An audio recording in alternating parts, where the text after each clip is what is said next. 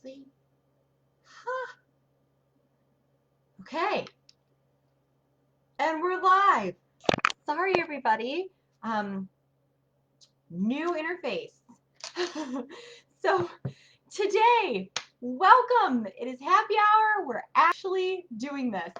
Facebook has a really new interface with how this is looking, so I was very unsure about what was happening, but we're here, we're live, and today I am going to be talking about the new European formula recipe changes that are going into place right now, like in this very moment, and it involves the mandatory addition of DHA to all infant formula recipes. So it's a really big change because, to be honest, most infant formulations from European formulas, well, not most, but many, did not contain DHA until now.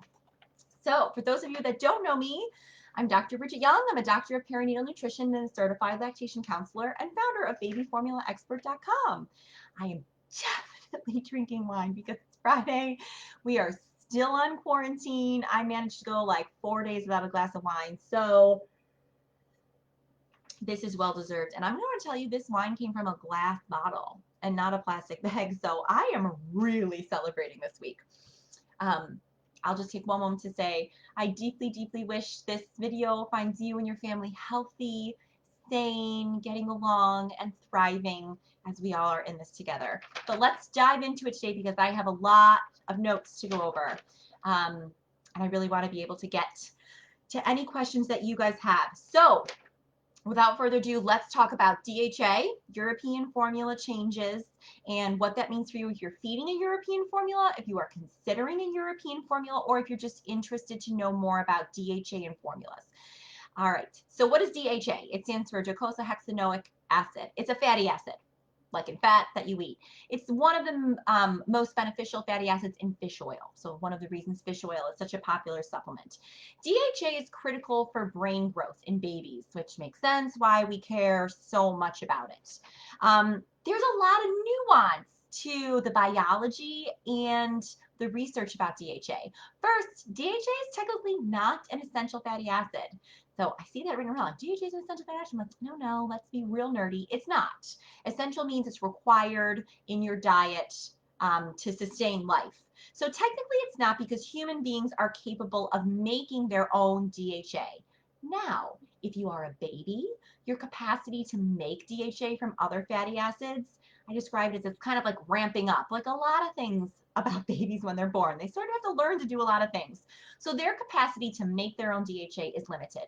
Premature babies have an incredibly limited capacity to make DHA, to the point where it is essential for premature babies. Their enzymes that are needed to make their own are not fully functioning. And so it is absolutely critical, this is universally agreed upon, that premature infant formulas have DHA. I'm going to be talking about healthy term babies today because that's all I ever talk about. So while DHA is technically not essential in the diet, there is a lot of it in breast milk. And because there's a lot in breast milk, and because babies' ability to make their own DHA is limited compared to an adult's, most formula companies add DHA to formulas. Now, here's the big kicker about why this is kind of popular right now to talk about. The FDA does not require DHA in infant formulas. You do not need to add it to a formula in the United States. The big difference now is the European Commission, which is kind of Europe's version of the FDA. They have recently made a change requiring DHA in all infant formulas. So it is going to be a required ingredient. So this is assumed to be a very big difference between American and European infant formulas. So the EU, the European Commission, who kind of runs the European formulas, they came out with this statement in 2015. So in 2015, they looked at all the literature about DHA in healthy term babies, and they said, well, I want to say, I'm putting words in their mouth. There's not, how we decided, there's not a clear benefit. There's not enough to be like, if all DHA babies are smarter, healthier, happier, like, no, it's not that clear cut. But their stance was, there seems to be enough research that suggests that there might be a benefit to DHA for healthy term babies. And there doesn't seem to be any research to suggest it's harmful. So why not add it? That's their stance. And so in 2015, they came out and said that. Again, I'm really paraphrasing.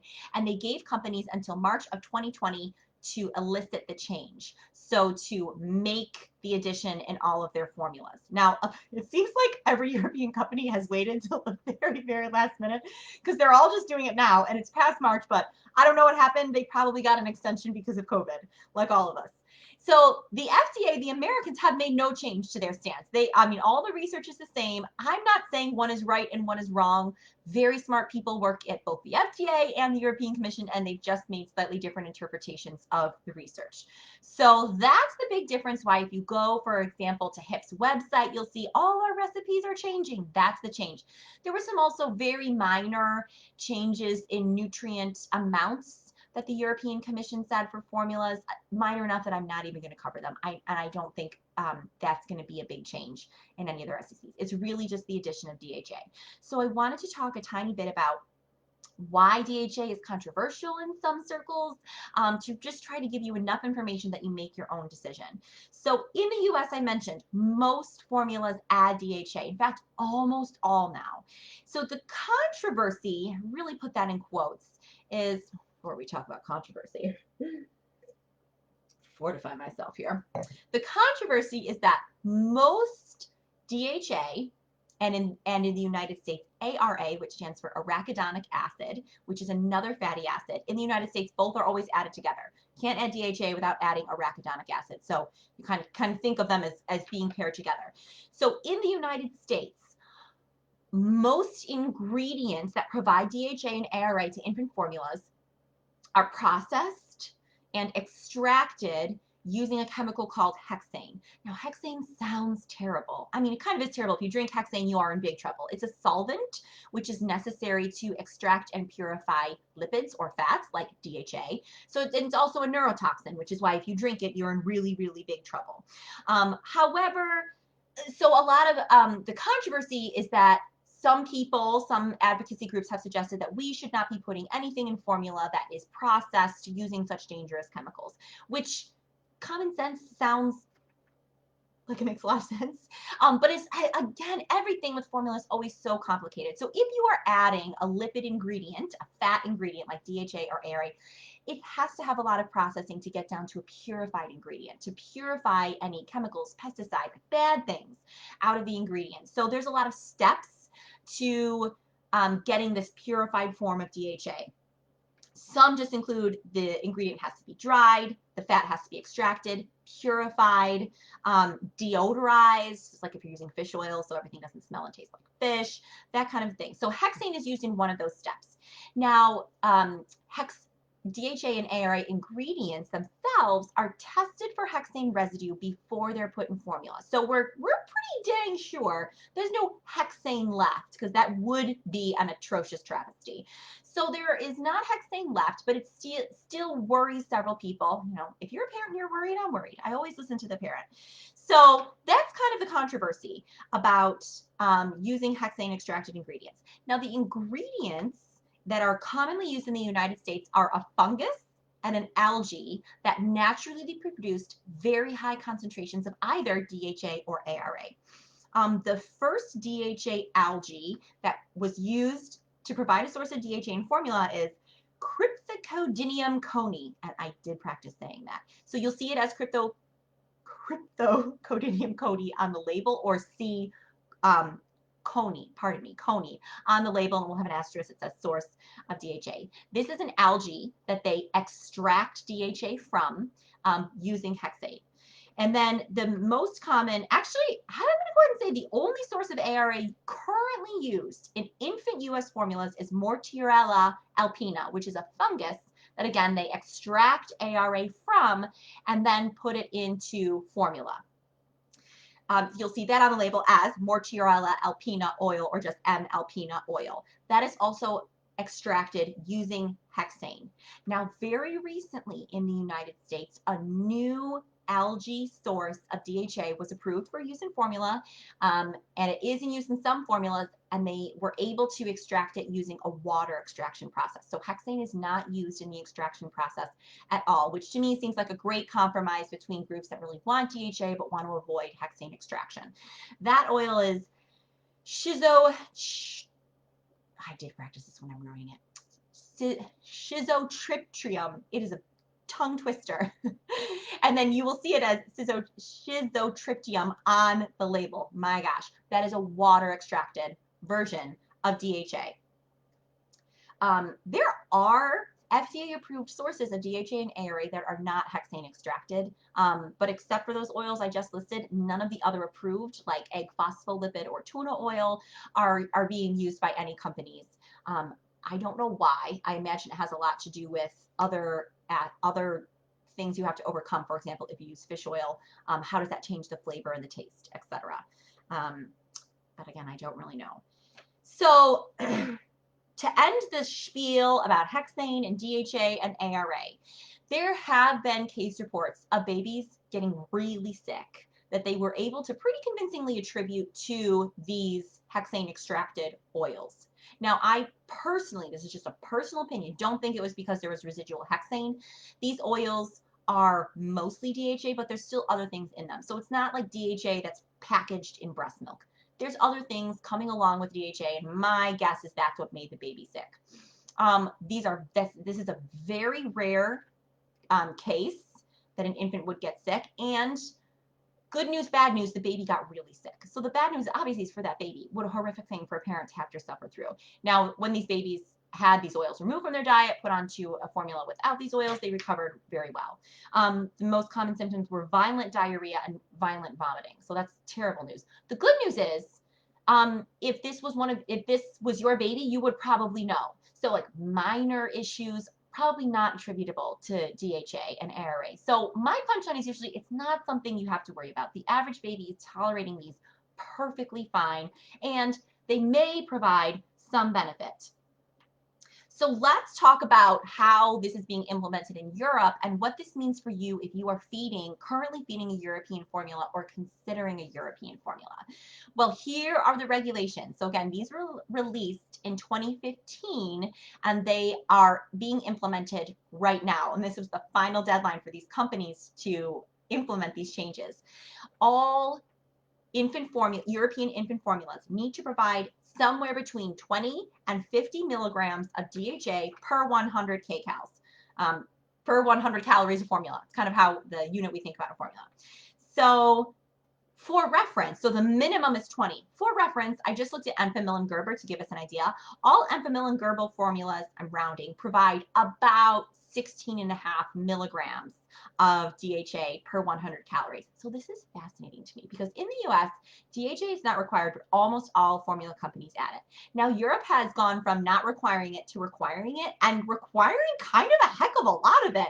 So our big name brand formulas here wouldn't even meet the bare minimum set by the EU. So this is crazy to me. They went from being like, nah, we're not even going to bother requiring it, to be like, you know what? It is required, and you better pour that in. So there's going to be a lot of DHA European formulas starting like tomorrow. So that is for reference. Now, the bad news for you guys is that I really have not been able to find barely any information about the actual sources of DHA and ARA being added to these recipes. So the only European formula where I could find a published copy of the new recipe was for HIP, stage 1, the UK version. I was really focused on stage 1. So HIP UK, and they are adding fish oil as a source of DHA and Mortadella alpina oil as a source of ARA. Now, ARA is not being required in European formulas. So this is something that HIP has taken some liberty with and saying, well, if we're adding DHA, we're also going to add ARA. I imagine that's to voluntarily comply with the FDA requirements. Remember, the FDA does not require DHA, but they say if you do add DHA, you also have to add ARA in a specific ratio. So I'm guessing what is going on. We'll find out more. So if you want to know about hexane extraction, fish oil. Fish oil can be extracted with hexane and without hexane. That's obviously not something they really get into on their site. Now, Mortadella alpina oil, to my knowledge, that is only extracted using hexane. So the HIP UK stage 1 new recipe will have hexane extracted ingredients. So I'm saying that for people who really care, but I do want to emphasize that does not deter me from thinking it's probably a great formula if you're using it. So using hexane extracted, this is a better way to say it. Using hexane extracted DHA or ARA in a formula is never a reason that I do not recommend that formula. Babies seem to tolerate it really well. And again, there's only so many approved ingredient sources for DHA or ARA. Companies can't just choose whatever they want to be able to put into it. So as far as the other European big formulas that are available in the US, like Luca, the other country hips, so hip from either the Netherlands or Germany, Hala, Lebenswert, none of them have come out with any information about their new recipe. Now, it's very hard to get up-to-date information as an American about these formulas because they really keep it under wraps. So when I have new information, I will provide it to you. But I usually would say, if you're feeding a European formula, as long as your pediatrician has approved it, I would not view these recipe changes as a reason for you to switch formulas. Most babies are going to tolerate this just fine. It's going to be a very minor change. I would suggest switching slowly if you can, if you have some of the old formula left when you get the new formula. And that's not because that's not specific to DHA and ARA. I always suggest that. So it is a new ingredient. Their body has never seen this before if they've been on the old formula. And so it's always best to give them some time, if possible, to spread out the transition. So I will end with saying, I've said this a bunch now, I wouldn't worry about it. I always want you to be informed, understand what's going on. There's nothing more demoralizing than not knowing what you're feeding your baby. So my goal is that this was helpful for you to really understand the changes and feel really good about knowing exactly what's in your bottle, not to scare you or definitely have any sort of fear mongering associated with this. So don't worry about it. Switch slowly. And also, I'll just be really excited to see what happens. If the U.S. is going to hop on this bandwagon or not, I would guess no, but we will have to see. Lastly, I will say there was a few. If you want to avoid DHA and ARA altogether, you are almost out of options. There used to be a couple options, and now there's only one because a lot of European formulas did not add it, and now they're all adding it. So in the U.S., the only infant formula that does not have DHA is Earth's Best Organic No DHA formula. It's kind of a specialty formula. It's not in my grocery store, but you can order it online. It comes in a green can. It's basically the exact same thing as their standard Earth's Best Organic formula, which comes in the red can. The recipe is exactly the same, except they remove the DHA and the ARA. And so God bless them. They are putting that on the market for parents who are really feel very firmly that they don't want that ingredient in their formula. So it's I think wonderful that parents who feel that way at least have one formula left that they can use. But that's it. So you don't have a lot of options with other ingredient variations if you want to avoid DHA and ARA altogether.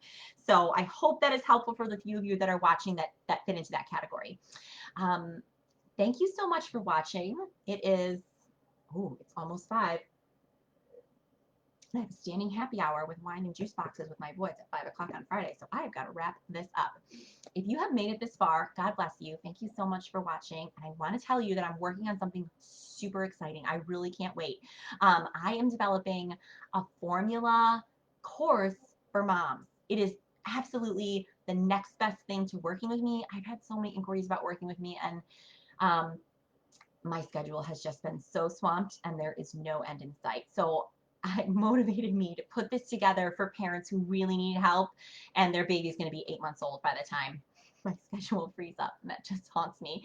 So look out for that. I'll send more information soon. If you want more information or want to get on the wait list, drop a comment here, and I'll reach out to you and be sure we get your information. I am like teeming with excitement about this. It's going to be so helpful. So happy Mother's Day. It's Mother's Day this Sunday. We all deserve a break because we've all been on without a break since COVID began, and it's coming.